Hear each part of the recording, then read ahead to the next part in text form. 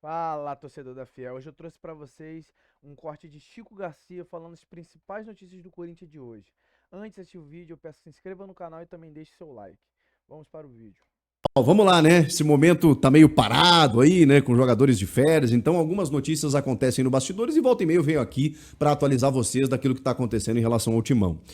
Teve uma proposta pelo zagueiro barra lateral Félix Torres. O torcedor deve estar pensando, pelo amor de Deus, pode vendê-lo, manda embora, aquela coisa toda. Porque o Félix Torres, a gente sabe, não goza lá de tanto prestígio com o torcedor. Embora eu preciso dizer para você que em algum momento ele teve boas atuações como zagueiro esse ano, bem no comecinho do Campeonato Paulista. Depois ele realmente começou a apresentar muitas deficiências e também é preciso dizer que o sistema da dupla Ramon e Emiliano, que acho até venho elogiando aqui, né, até na comparação com o trabalho com o Dorival. Eles tinham algumas dificuldades nas escolhas, mas acho que o trabalho, né, era bem feito em termos de padrão, aquela coisa toda. Mas também é verdade que defensivamente o trabalho deles fazia com que acabava vazando muito, né? E isso independia do jogador que entrasse, né? No caso do Dorival, é preciso dizer também que a gente talvez esteja um pouco decepcionado, esperando um pouco mais do time, mas defensivamente a coisa tem funcionado. Tanto que André Ramalho, muito contestado muitas vezes, né? Esse ano, inclusive, e Kaká formaram uma dupla titular e o time parou de tomar tantos gols. O Félix Torres, ele no início do ano começou bem, depois vacilou, aquela coisa toda, perdeu espaço. E o Dorival inventou o Félix Torres como lateral em alguns jogos. E ele foi bem. E ele foi bem. Eu não sei se vale o que custa, não sei se a ponto de você mantê-lo no time, independentemente da proposta, mas é preciso dizer que ele foi bem como lateral, não só defensivamente. O Félix Torres estava animado. Em algumas partidas conseguia dar algumas escapadas pelo lado direito que eu pensava, caramba, que jogador é esse que estava por aqui? Até porque o Mateuzinho e o Léo Maná também não. Bom, Léo Maná muito menos, né? O Mateuzinho até já jogou bem com a camisa do Corinthians ano passado. Esse ano também não tanto assim. Que coisa, né? A gente tá vendo jogadores oscilando bastante, né? E o Félix Torres foi sendo utilizado pelo Dorival como lateral em algumas partidas. O fato é que o Shabab Al-Ahli dos Emirados Árabes fez uma proposta de 2 milhões e meio de dólares para contar com o Félix Torres, imediatamente recusada pelo Corinthians. A questão também é o seguinte, essa proposta envolvia 50% do jogador. O Corinthians tem 80%. Tem maneira de falar, porque na verdade o Corinthians fez uma proposta, né, fez uma compra de 80% do Félix Torres lá no ano passado, junto ao Santos Laguna, por 6 milhões e meio de dólares, por 80%. Então, se você contar 2 milhões e meio de dólares por 50%, realmente é muito pouco, né? Que o time dos Emirados Árabes ofereceu. E justamente a recusa foi por isso, para o Corinthians esperar uma condição melhor para vender o Félix Torres. Nenhum jogador é inegociável, né? Mas o valor ele foi considerado baixo. Só tem um outro detalhe, né? Todas essas informações aí do André Hernan e do Vene Casagrande. Vamos dar o crédito aqui. Só tem um detalhe. O Corinthians ele não pagou algumas parcelas desse negócio. E aí o clube mexicano acionou, inclusive o Corinthians na FIFA, que recorreu ao CAS, que ainda tem um anúncio para fazer, né? O Corinthians está esperando aí para saber de que maneira vai ter que pagar esses valores. Então, o Corinthians nem pagou ainda a totalidade do Félix Torres.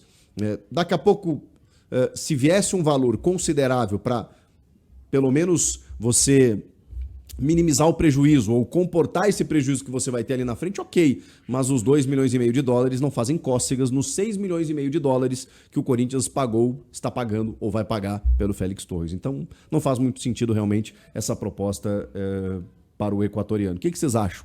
Vocês acham que tinha que aproveitar esses 2 milhões e meio de dólares e liberar? Ou dar uma segurada e tentar negociar por um pouquinho mais? É um jogador de seleção brasileira, seleção equatoriana, que provavelmente vai disputar uma Copa do Mundo no ano que vem, e aí talvez possa até se valorizar. Vamos falar de uma tentativa no mercado do Corinthians, sondando o ponta-direita Ronald. Eu confesso que eu não conhecia, não o conheço. Ele joga no Swansea City, que tem o Luka Modric como um dos proprietários, joga a Championship, a segunda divisão da Premier League, né, a Série B do futebol inglês, né, que é a EFL Championship.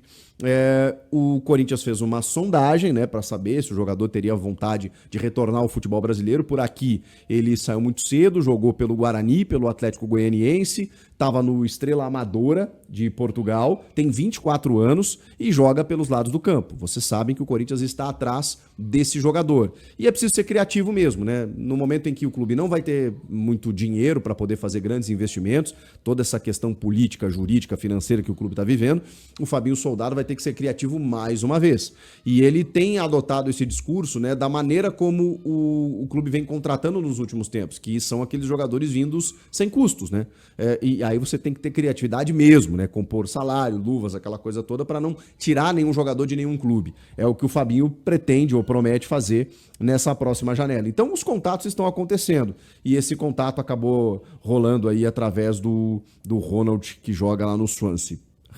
Assim, de verdade, não conheço o jogador, só que os números dele me assustam. Tudo bem que o ponta, não necessariamente ele é o artilheiro do time, mas em 49 jogos pelo time inglês, ele tem 10 participações em gols, o que já é uma média baixa. E aí quando você vai para os números reais, são 3 gols e 7 assistências em 49 partidas. Para um atacante, eu confesso que eu acho muito pouco. Mas você conhece o jogador? Acha que merece um investimento? Comenta aí. Vamos falar também sobre Fabinho Soldado, que a gente está falando aqui, que segundo o Samir Carvalho aqui do Portal UOL, também do Café do Setorista aqui, confirmou mais uma proposta recusada pelo Fabinho. A galera está tentando tirar o Fabinho do Corinthians de qualquer maneira. Desta vez o Atlético Paranaense. O Santos já havia tentado, outros clubes já haviam buscado. O Atlético Mineiro chegou a fazer uma proposta muito boa para o Fabinho, para ele ser CEO lá, e ele recusou. E ele mesmo já tratou, né, na última entrevista, né, quando ele tomou a frente dos microfones, dizendo estamos, né, comprometidos aqui com o trabalho e tal, né? Deu uma valorizada no passo, que é normal, é do jogo, né? Dizendo que o nosso trabalho tem sido reconhecido aí, mas eu tô focado aqui e tudo mais. E a gente sabe, né? O Fabinho ele tem um compromisso com o Corinthians, mas, claro, né, no meio de toda a instabilidade que o clube vive, é sempre um risco, né? Porque, ok, vieram Santos, Atlético Mineiro, agora o Atlético Paranaense, não sabemos, né? Daqui a pouco vem um clube de fora, que eu acho difícil, né? Porque, enfim, o cara que tá aqui conhece o mercado brasileiro, mas ele está comprometido, deve ser bem valorizado financeiramente ali no Corinthians, e assim, como diz o Luiz Fabiani da Rádio Bandeirantes, é o presidente do CT, né? Ele é o dono do vestiário. E no meio de toda essa fragilidade política que o clube vive, é a melhor coisa, né? Você tem um homem forte que comanda o futebol e que consegue ter o respeito do elenco e até dos diretores transitórios, né, que estão lá no clube, né, porque os caras entendem que se mexer no Fabinho pode desmoronar muita coisa. Então deixa o cara ali trabalhar, valoriza ele, se vier proposta recusa, né, dá um aumento pro cara, deixa ele trabalhar, porque a gente pode questionar, né, nível de contratação, jogadores bons e ruins, ele trabalha com orçamento. Aliás, ele trabalha sem orçamento, né, e muitas vezes tem que usar mais do que a criatividade, ele tem que usar uma expertise, um convencimento, projeto para poder convencer muitos jogadores a atuar pelo clube. Enfim, Fabinho Soldado fica. E para fechar, a questão Nike-Adidas, ela teve um novo capítulo, porque o Osmar Stabile, vejam só, né, ele é o presidente interino, ou o presidente em exercício, até a Assembleia Geral, né, que vai confirmar ou não o impeachment do Augusto, e depois, se confirmar, tem uma nova eleição. Então, nesse momento, o Stabile está tentando controlar algumas coisas que, enfim, são necessárias, mais urgentes, né? E essa questão do contrato Adidas e Nike, o que o Stabile está fazendo? Ele está, vamos falar o português correto, e não tem nenhum problema ele fazer isso, tá? Ele está fazendo um leilãozinho, né? A Nike tem uma prerrogativa de uma cláusula de renovação, mas o clube conversa com a Nike, até para não se indispor, uma parceria longeva de mais de 20 anos. Ao mesmo tempo, tem uma proposta muito superior da Adidas e tem uma promessa, né, de um fornecimento muito mais interessante, né, do que a Nike hoje consegue fazer. Então, ele está negociando com a Nike, está negociando com a Adidas. A Nike agora ficou de fazer uma contraproposta. Essa é a situação de momento, porque na última conversa a Adidas subiu o montante, subiu o preço.